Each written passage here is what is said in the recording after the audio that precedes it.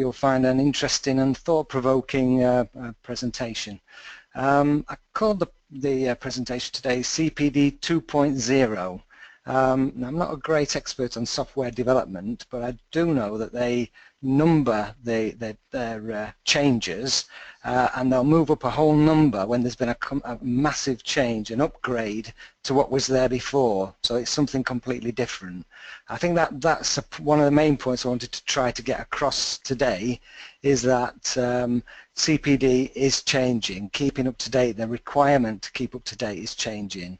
I think we're all aware of how much is happening in our work lives, how complex housing jobs have become, especially on the front line.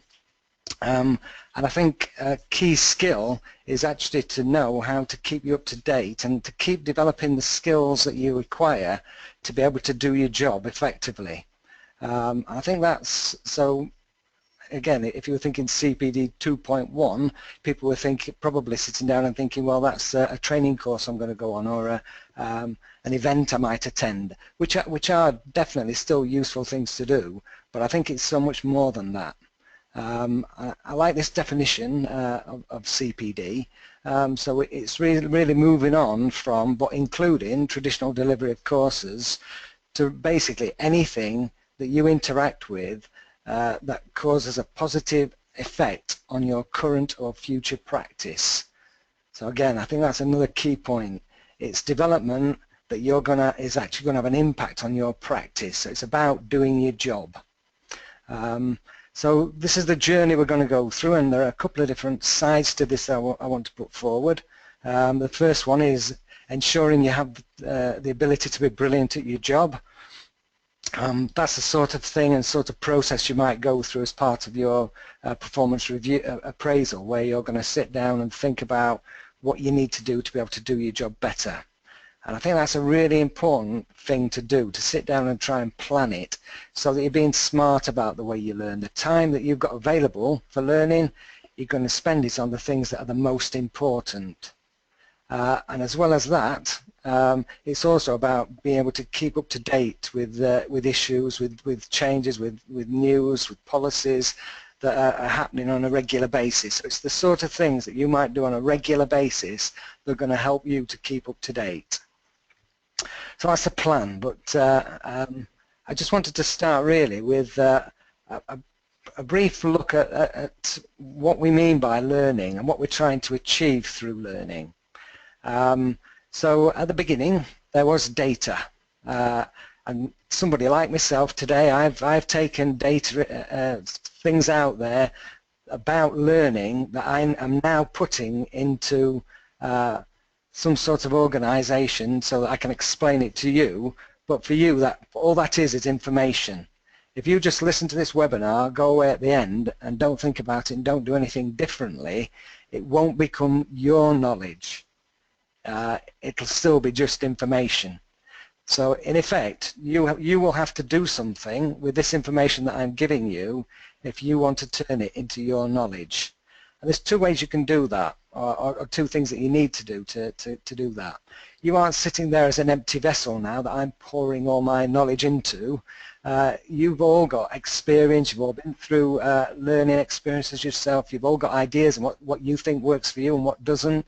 And what I'm saying to you, you're going to interpret that and in how it works for you, and that's based on the framework of knowledge that you have already.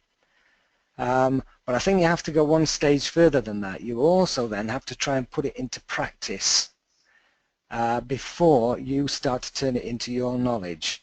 So you've not only got to think about the information that I'm giving you and working out what that means for you, you also then need to do something with it.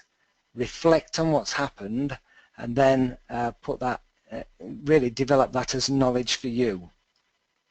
Now the next stage along the line is understanding, and I think this is where we're talking about learning through experience. And I think as you start to use that, you start to reflect on it, then you actually understand why you're doing it. You're able to analyze why you're doing it. It isn't just being able to explain it, you actually understand it.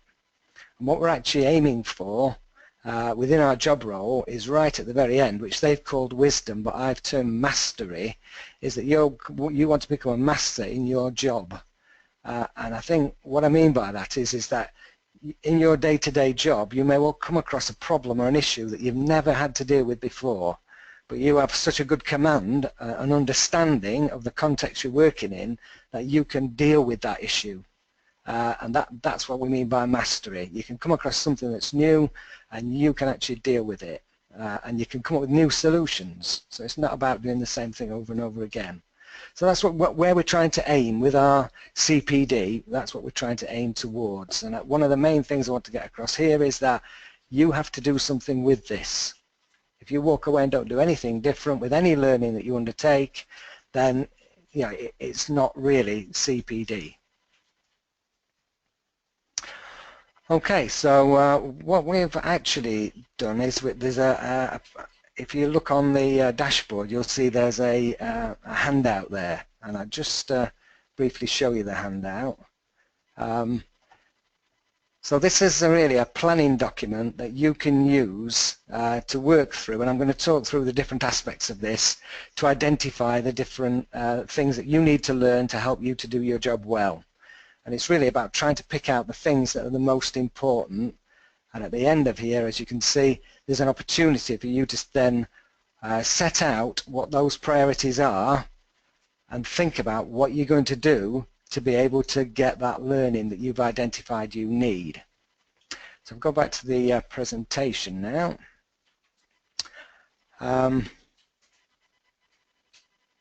Okay, so first and foremost, it's really about helping you to be great at your current job. Now, if you're going to do that, then you need to understand what that job needs to be done well. So I've set that out in terms of knowledge, skills and experience. So if you're thinking about the job rather than about what you've got, what knowledge is required to be brilliant at that job, what skills are required and what experience is required. Now you might want to go away, have a look at the job description, have a look at your person specification. If you've got a competency framework, you might want to sit down and look through that and see how that fits in. But as we all know, that's only really scratching what you actually need to be able to do.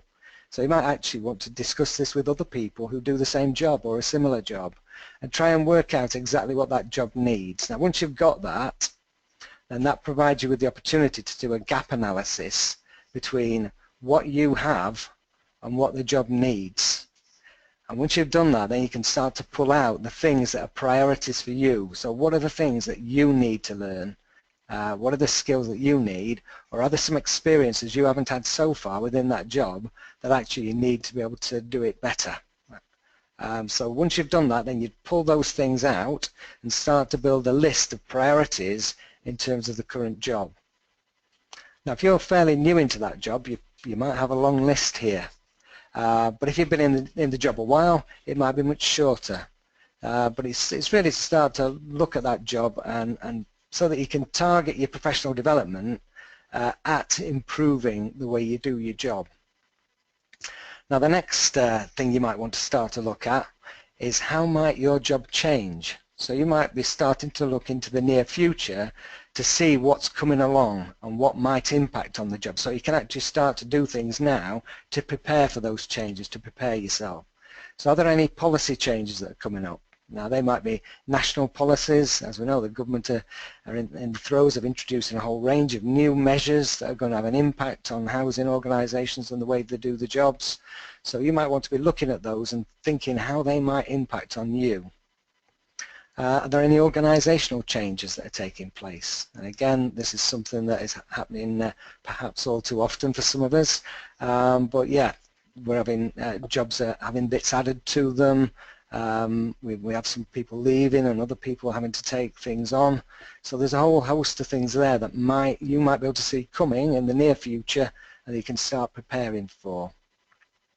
And then are there any other changes that might be happening that you're aware of in relation to your job that might not be covered by those two angles? So once you've started to identify what the changes are, again, you can do that gap analysis between the knowledge and skills that you have and what you might need to develop to to be able to work in this new world, which is very close to coming along. And again, you'll develop a short list of priorities. The final area that you might want to consider is about your partners. Now, as you know, we're all working in partnership with others, whether they be internal partners or external partners. And it's a matter of you working out what they do and what's happening in their world, so that you know when you can call on them to support you in what you're doing. If you don't know anything about what they're doing or what's happening in their world, it can be very hard for you then to get the best of what they've got to offer. As I say, that could quite easily be internal partners. I'm sure we're all familiar with the term silo working, and CIH, like many other organisations, does have its own silos. So I need to be aware from an education perspective what's happening in policy, so that when we're developing qualifications, we're actually developing qualifications that are going to be up to date. And if I started developing a qualification now, it would be at least a year before anybody sat down and started to take it. So it's no point in me developing that qualification and what's here and now. It needs to be considering what's going to happen going forwards. So that's just one example of how important it can be to link to internal partners. Similarly with external partners, again, if I use myself as an example, we're an awarding organisation, we're regulated by Ofqual, so I need to be aware of what Ofqual are doing and what's happening in their world, because sooner or later that's going to impact on mine. So that's just a couple of examples of how you might want to start thinking about who your partners are, your personal partners, and what you know about what they do, and then considering if there are any gaps in the knowledge about what they do. That should then give you three, as I said before, three lists of priorities, which you then need to pull together into a list. Now, if you don't want to become overwhelmed, if you don't want things to get lost, then what I'd suggest is, we are calling these priorities. So I suggest that what you do is you look through those lists and pull out the ones that you think are the most important for now, and perhaps make a shorter list of 5 at the end, 4 or 5, and get to work on those. And then as you're crossing them off, you can go back and pull more through, so that you're constantly focusing on the things that are most important rather than the things that are easiest to do, perhaps.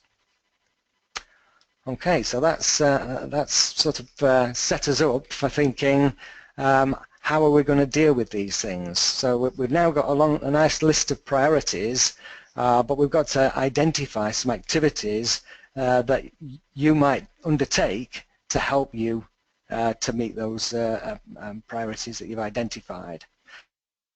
Now, I'm guessing that a number of you are thinking, I hope you're thinking, CIH does some great qualifications, training courses and events. And certainly they are still useful things to do, and if they're available to you, then by all means use them. But all too often there isn't the money available for those things. They're not around at the time that you need them, or your employer won't give you the time off to attend them. So in that case, you've got to think of something else. And I just want to give you a couple of minutes for you to, perhaps in the chat box, if you could just put in a few of the things that you think you might do if you can't do a training course, a qualification, or attend an event. So what are the things that you're going to do?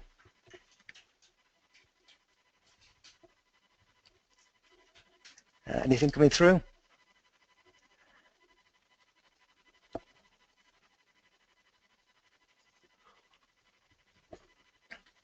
Do I need to give you a few clues?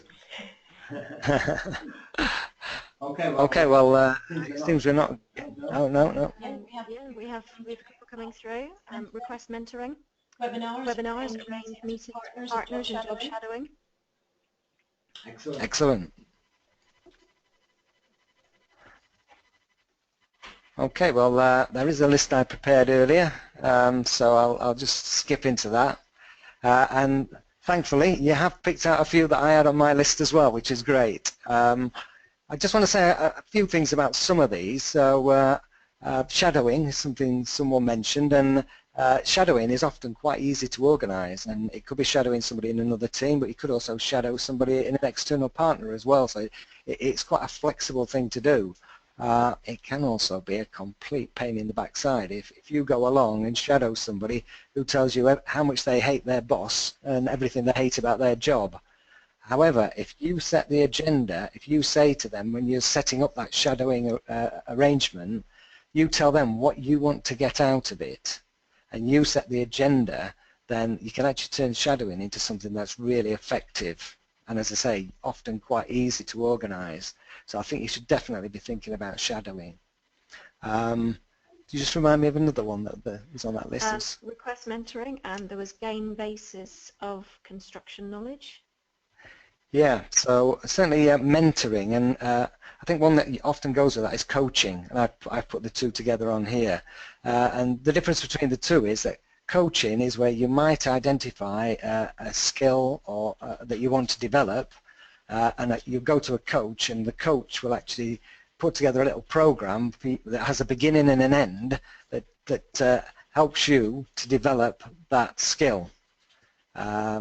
Mentoring is different. It's a longer term relationship where you as the mentee would take responsibility for driving that along, and the mentor is somebody who's usually outside of your normal line management who you can go to and you can bounce ideas off, or you can tell them about your concerns, and they can help you over a longer period of time. Both of those are really useful. A lot of organisations are starting to use them now and starting to make them available. So it is definitely something you should be considering, but maybe trying to decide which one is the most useful for what you're trying to achieve with to meet the priority that you spoke about. I think another one was about attending meetings, and in many ways a meeting is an opportunity. I don't know if you heard about a psychologist called Edward de Bono, but he had this theory that people wore different hats and thought in different ways, and I think he had 7 hats, but I'm not going to go into it in that much detail. What I would say is that often when you go into a meeting, you're going in with your work hat on. There's an agenda there. There are things that you're interested in on that agenda, things you want to get out of that meeting, and your focus is totally on that. So you do that and walk out the meeting.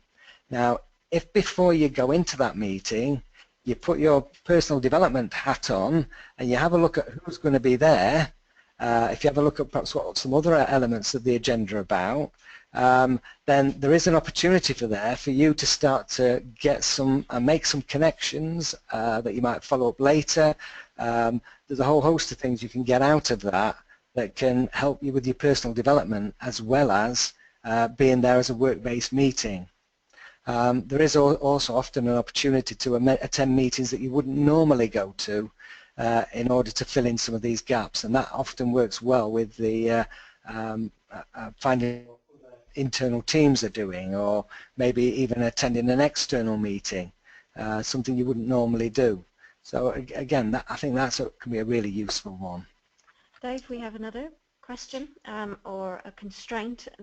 Accessing in-house services from in-house online systems, but time is a real constraint. Yeah.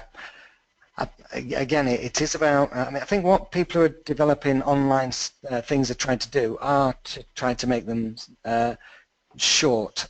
They chunk in the learning and trying to put it into small sections. And that, again, that can be a really useful thing to do. But at the end of the day, as we're saying right at the beginning, what that's doing is giving you some information. You've then got to do something with that to turn it into your knowledge.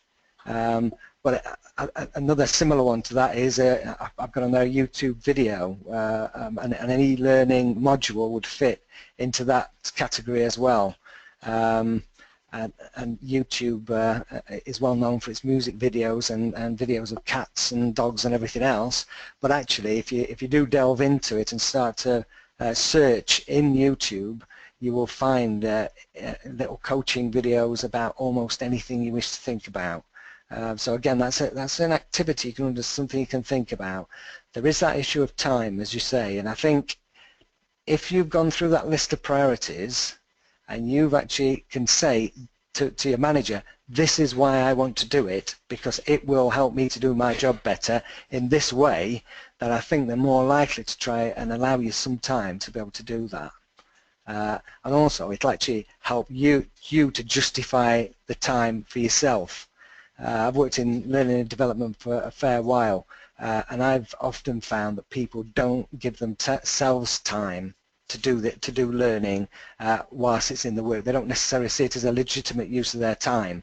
They should be doing something that's work related, but it is a legitimate use of your time. If you just keep doing the same things again and again, you're never going to improve. You've got to give yourself the time, as well as the organisation giving you the time, to learn on the job. One of the, a couple of other things I want to mention up there is, one of it is about delivering a presentation. It's often said that the best way to learn is to teach somebody else. So if you say you're listening to this webinar today, say that you'd said that you were going to attend it and you would actually feed back to the rest of your team. So you're going to deliver a little presentation to your team. Now what that would actually do straight away is to make you think more about what's being said and what we're running through, because you would be trying to work out what your teammates want to know and what might be relevant to them. And when you feed it back to them, then you're going to have to take this information, you're going to have to work it out, decipher it in your own mind, and it's going to come out of your mouth in your own words. And that's a very powerful way of learning. So again, it's worth thinking about that and how you can use that. And the final one I'd mention now is really about volunteering and looking for ways in which you opportunities that are out there that aren't necessarily part of your day job. So that might be volunteering to take part in an in-house project, something like that. You could be thinking about, you'll get to learn about what the project's about, which can be really useful. You'll be able to have your input. But if you want to take a look around, you could also look at how the project's being managed. What's your role in that project? What is the project manager doing? What are other people doing? What tools are you using to be able to drive that along? So as well as learning about what the project's about, you're also learning about project management. And that's something that, a skill that a lot of organizations value. You could become a committee member, so you know, if being on a school board of governors will help you understand more about governance, and they often provide a lot of training. If you became part of a CIH regional board, then you know, that's an opportunity to operate at a level that you might not get in your day job, and to work in areas that you might not normally work in. I'm on the Yorkshire and Humber board, and I use that as a key part of my CPD. It keeps me up to date with things that are happening and the impact it's having on the ground. It also helps me have an opportunity to get involved in organising events and things like that. So yeah, there's a whole host of things there. These are just a few ideas of things that when you've got your list of priorities and you're trying to think about, well, what am I going to be able to do to help me develop that knowledge or skill? Here are some tools. This is a toolbox you can use to try and think about what's the best way to do that. And it might be by using more than one of these combined to be able to get that learning that you need. Right at the bottom of the page there, we've got learning through experience. And I think we touched on that when we were looking at that model earlier on, which is where you need to do something, you need to reflect, you need to think about what it is that you're working on in order to incorporate it into your practice. Now, I've actually completed a whole different webinar on learning through experience, so there's too much for me to go through now, but what I'll do is I'll point you in the direction of that separate webinar, and if you're interested in knowing more about learning through experience, then I'd recommend that you look at that. And bearing in mind that's covered in that, so we'll skip past that for now. Time's cracking on. Okay, so that's where you're doing almost that annual appraisal type thing. You're sat down, you're thinking about what is it that I need to do to prioritize to be able to do my job better. Where are the gaps in my skills and knowledge that I need to fill in? So that's one aspect of CPD. But actually another aspect of it is about keeping up to date, and what are the sorts of things that you might do on a regular basis to keep up to date. So one of the things that you might be doing is that you might be receiving various journals. If you're members of CIH, you'll be getting copies of Inside Housing, so it could well be that one of the things that you do is you sit down and you flick through that and pick out the stories that are of interest to you as part of that process. It could be that you have e-zines that you've signed up for. Again, CIH members will get an e-zine. There's one on a Wednesday which is about policy and practice, and there's one on Friday which is about personal development. But there are lots of other e-zines out there which might be relevant to your specific area of housing, the bit you're working in, and that you think might be useful. Now the beauty of an e-zine is that somebody else has had to read through all the news and they pick out the things that they think you might find useful, and they do a little synopsis of it so you can decide whether you want to click on the link and actually read it for yourself. And that's a key factor which I'm going to come back to shortly. Other things that you might do is around the CIH website, and also about networking, and we often hear about professional networks that people set up. A couple of years ago I went to an event which was about personal development, and one of the sections was on networking, and basically they got us all sat down in two circles facing each other, and it was a bit like a speed dating event where you would go around and you'd try to find things out about other people, work in the room if you like. And I think that is and always will remain a useful skill, but if you were to look at it in terms of developing an online network, then that is so much more, provides so many more opportunities. For instance, you can connect with any people you've never met before. You can connect with people where they're on at one time and you're on at a different time, but you can still connect with them, so you're not tied by being in the same place at the same time. And you know, it's an opportunity for you to be able to share things in an open way so that other people can see what you're talking about as well. I think that's really, this is where the 2.0 starts to come into it. It's where you can really leverage and get better use out of those things.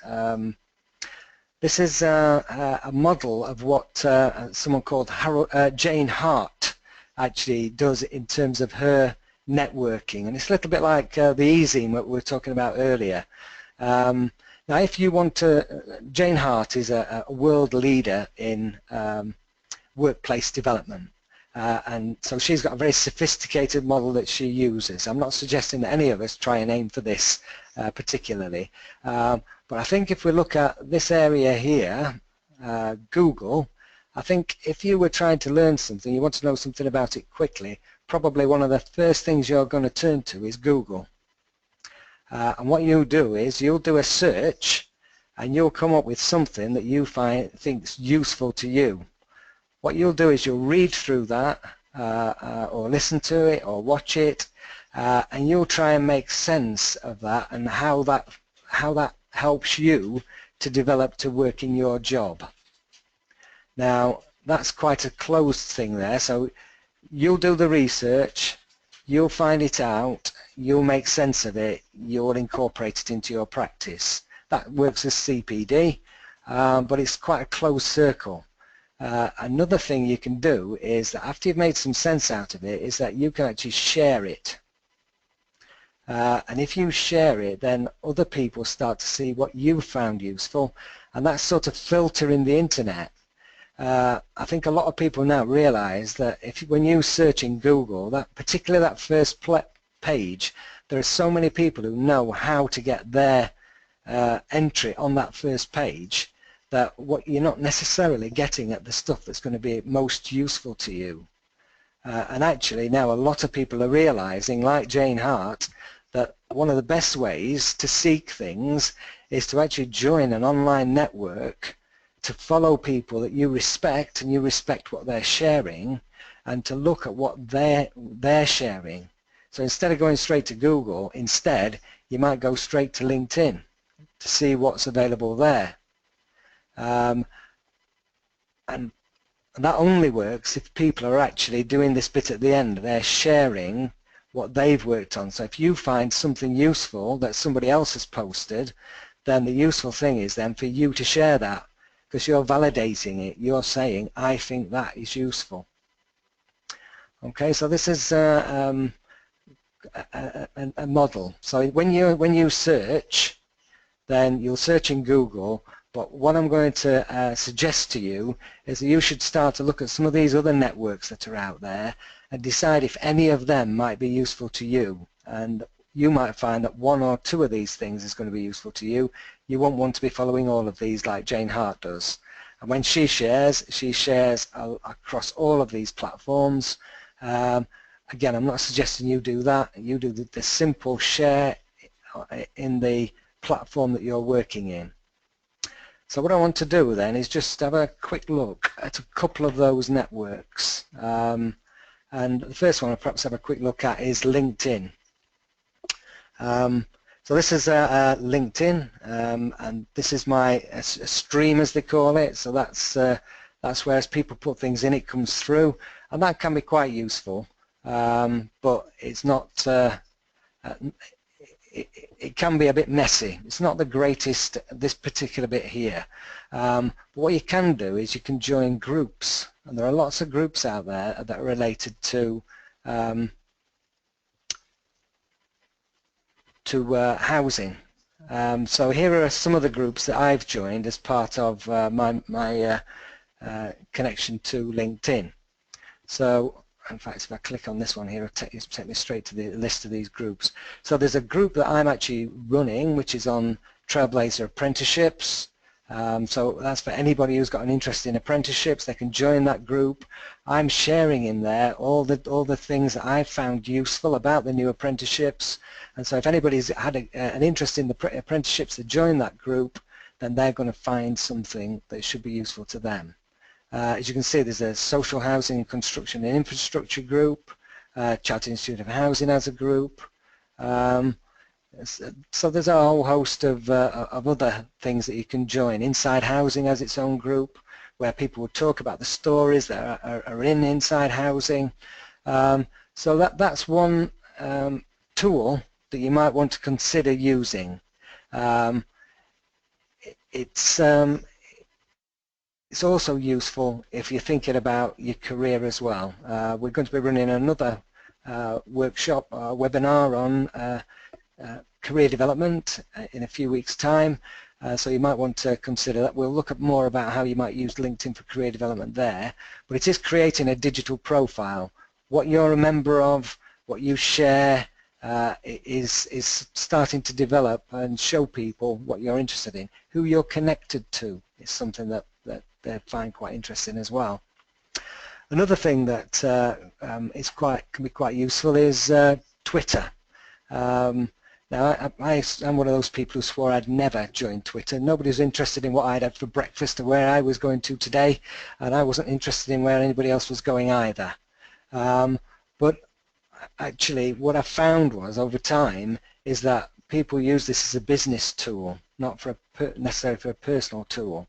And you can follow people here, which will then you will be able to see what they're sharing. So here is a list of some of the people that I'm following as part of that, and that's really, I find that really useful in terms of the stuff that they share and the stuff that I get to learn. Every time I go in here, I'll see people have shared something. There's a link to something that I might find useful. So there's a link to a Guardian article. So I can have a quick look what it's about, click on that link, it'll take me off, and I can then read that in more detail. There's so much that comes through. However, what I have also found is that sometimes you follow people who just put so much information in there, so much stuff that's not useful, that I don't like it, so I just unfollow them. And I think there's a need, if you do decide to go down the Twitter route, is don't follow people because they followed you. Try and find people who are posting things that are useful to you, and you try and stick to them and keep a nice short list of people so that you find it useful. So one other thing that you might find useful, of course, is the CIH website. And there's a number of things that we have in there. You do need to sign in to get the best use out of the CIH website. And we do have a number of, I mean, the search engine now is really useful. We've obviously got anything you need on policy or practice, on news if you're looking for a training course, if you're looking for an event, if you're interested in joining or attending anything that's run by the regional board, you can find that here. And all those things are useful to you. Also along the lines of your member benefits. One of the things I want to ask Jill just to give you a quick tour around is something that we've introduced recently called the CPD Portal. So I think we're just going to transfer across from my page.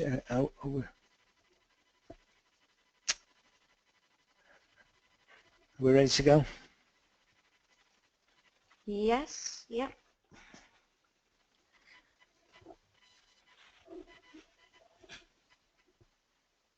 Okay, we're just waiting for the screen to appear.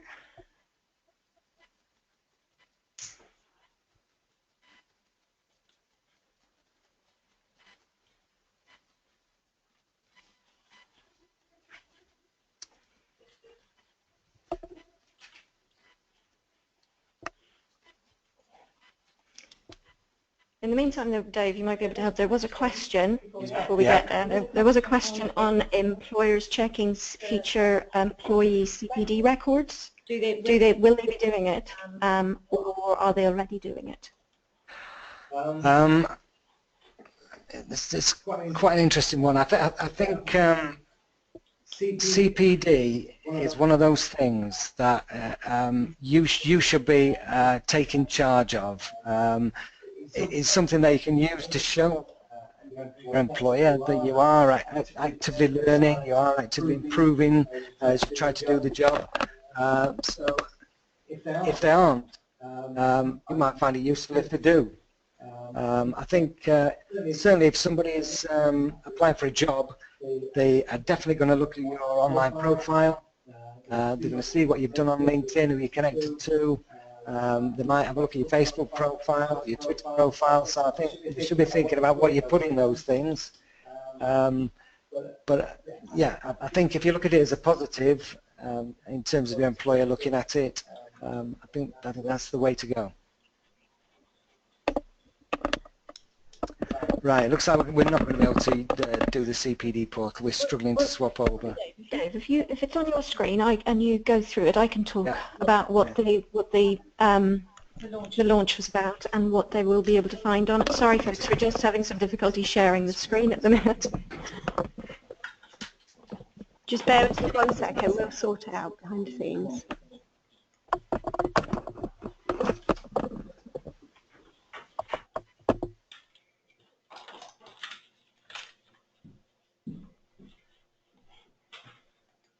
Seems like a good idea. Okay, so everybody can see the screen now? Hang on just 1 second.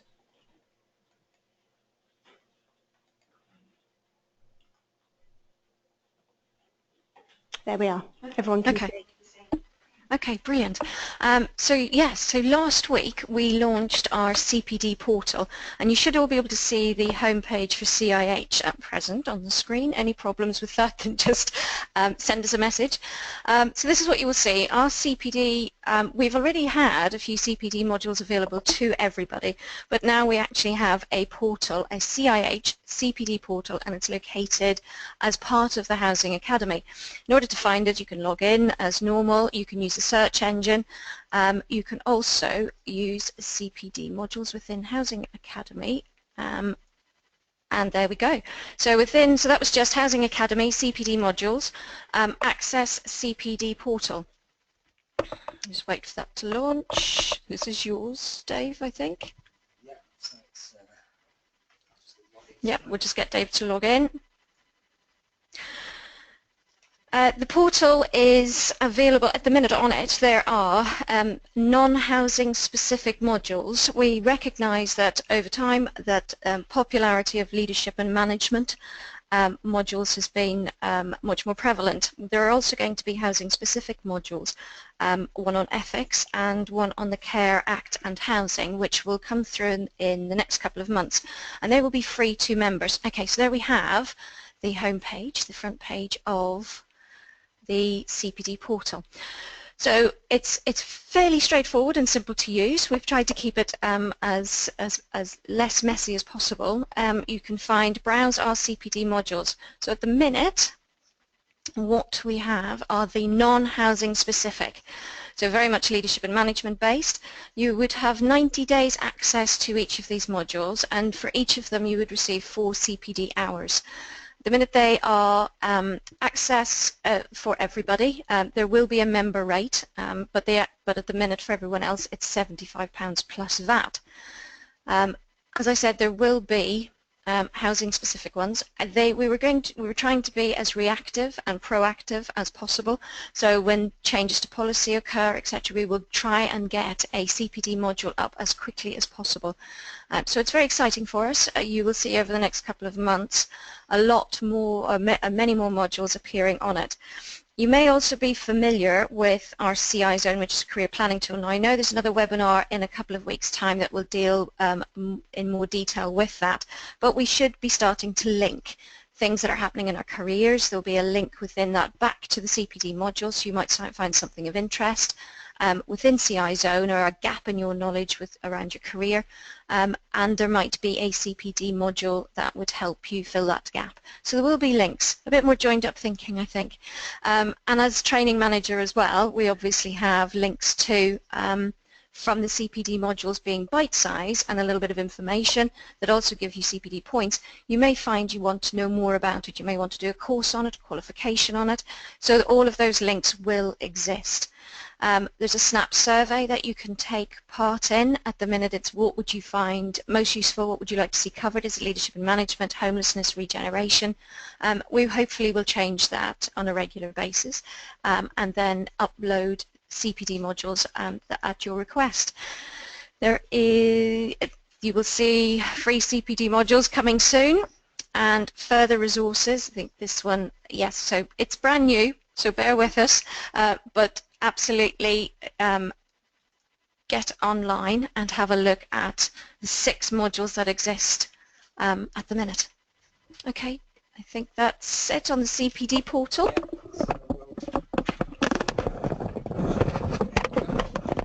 Yeah, there's a question members. Oh, sorry, yeah, ready to go. There was a question there about whether non-members can use the portal, and they can. As you can see, for non-members, there's a charge of £75 plus VAT. So that's something that you may want to consider. That's half of the fee to become a member. So yeah, and it demonstrates the benefits of membership. So that's that. Was there any other questions that were coming through there that we might be able to answer? How are the modules? Oh, no, I need it. Okay, how are the modules better than free videos on YouTube? I guess you're going to have to look through them and make your own decision on that. And there are free things out there, so definitely you should choose between the two. We've clearly tried to use experts who we believe understand these areas and that there is value in them that it isn't available on the websites. But I think it's down to you to make your own decision on that. Okay, what level of points is considered to be an active CPD user? Aha, I'm pleased somebody asked a question about the for CIH purposes. There is a requirement to complete 20 hours CPD, a minimum of 20 hours CPD a year. I'll probably bring up another tab, might be as quick as any. So if I go back to my record on CIH, I'll show you whereabouts that is. So if you go to membership, sorry, to my CIH, you'll see on the side there one of the links is continuing professional development, and if you click on that, then there is an opportunity here for you to record your CPD. And this is a list that you can then print off and use. So if you look at the 2016, so this is since January 2016. So here you see a list of things that I've been involved in during the year. So some of it's attending a conference, it's reading some regulatory updates that I've been involved in, it's attending a branch event, a workshop, various workshops which are related to my day job. And basically it's an opportunity for you could put it in. So if you click on add new CPD, you can then put the dates in, and if it's something to do with reading some materials, rather than putting every single event in, you might want to do it once a month. Really think about how much time you spent reading something that had an impact on your practice. So it's not just sitting there reading anything. Is it something that you then picked up and thought, I'm going to do something different because of that? And then you put a description in there. And education's always measured in hours. I'm not quite sure why, but it always is. So it's how long did it take you to do it? And that's an estimation for you. And I think at the end of the day, the main person to read this is going to be you. It's your record. As I say, you can print this off and you could present it to your employer as part of your annual appraisal if you wish. If you're applying for a job, there's probably going to be a point where you're going to be sitting back and thinking, crikey, what have I been that I can done that I can put on this CV? This would be an aid memoir, something that you might find useful to go back to. And there is a requirement for chartered members that they do a minimum of 20. That's a minimum. It's impossible not to do 20 hours learning in a year. Absolutely impossible. It's do you record it in this website that is perhaps the issue. And we're trying to encourage more and more members, and there are going to be some stricter rules around for chartered members in terms of completing this form, and hopefully we'll be looking to try and improve it as well. As you can see, the description is quite short. It's Twitter-esque in length, so you've got to put some shorthand in there that reminds you of what it was. It isn't a place where you go to it and reflect and write all the detail of what you got out of that session. That's something you might do somewhere else. This is just a record of the CPD. One other aspect of this is that it relates back to partnership working, is that we ask that at least 10 hours out of your CPD in a year is spent on finding out what your partners do. So that we're not just being insular, just thinking about housing, just thinking about our specific job. We're trying to look at that wider housing world so that we can make connections with other elements. We consider that's key to being an effective professional, is that you can make connections with what you're doing, with what other people are doing. You can pull those things in to help you. You can help other people, and that's equally important. In a network, it's a two-way thing. You share, you read. They share, they read. So it's something that is an active network. It's just not a list of friends on Facebook or number of connections in LinkedIn. It's more than that. It's something you're trying to develop and work on. Okay, a couple more questions. One related to what you were talking when you were talking about chartered membership. So would a corporate member who does more than 20 hours become a chartered member automatically? Right, there's just a slight mix-up in terms there because I'm just getting an echo.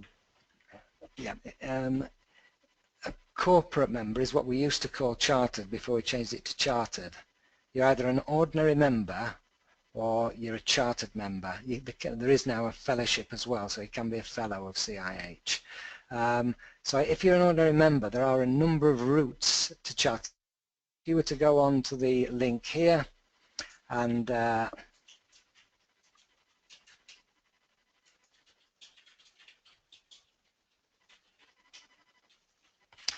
we also have a certified practitioner. A certified practitioner is somebody who has a CIH level 3 or level 4 qualification. So they're certified by the fact that they've got that level of qualification. For chartered membership, the common route has been to do that by degree.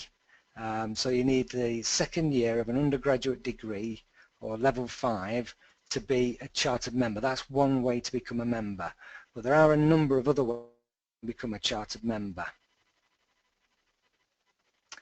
And for some reason they've moved where it is in the website, and I'm just struggling to find that. I can tell you what they are anyway. So it is by qualification. That we also now have a level 5 CIH qualification, which you can take through CIH Learning or the Housing Academy, but there are a number of other organisations who are also getting approval to deliver the CIH level 5. In addition to that, there's an experiential route to membership.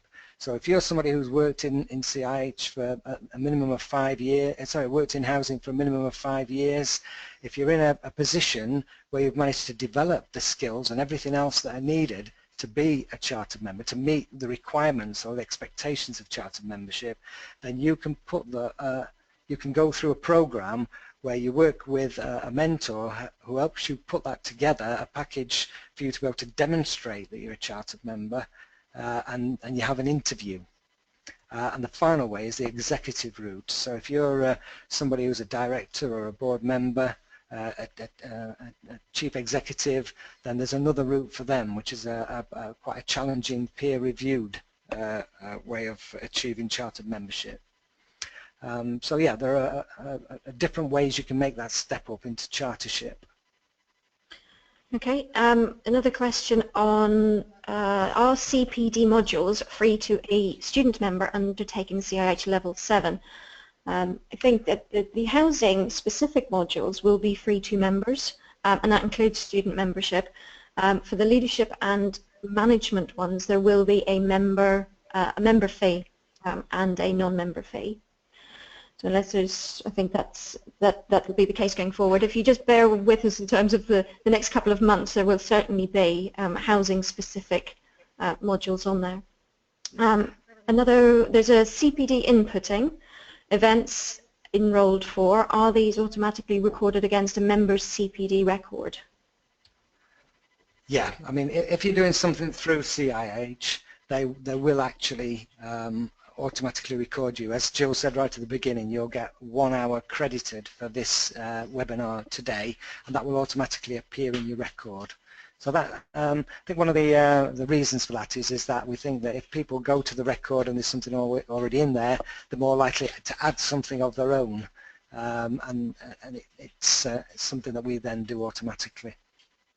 Just very briefly on the previous question, the student membership is really about how much you pay, or the fact that it's included in the registration fee that you pay to become a member. You basically, you are a member of CIH.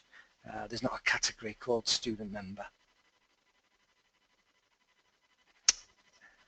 Okay, so it looks like we're getting towards the end of the questions that we received, so thanks very much. Thanks for sticking with us through our small technical difficulties, and I hope you found this useful. As I say, my whole, what I really wanted to get out of it was that you're going to go away and think about this. This has been thought-provoking, that you think there's something you can take away and try to become a more effective professional by keeping yourself up to date, by keeping that continuous development. So thanks very much, and unless my colleagues have got anything else to say, we'll close here. Thank you, Dave. I'll just end the webinar now for everyone, but what you should see will be a very short survey which is just asking for feedback on the webinar. So if you could just take a moment to complete that, that would be really helpful. Thank you, everyone. Goodbye.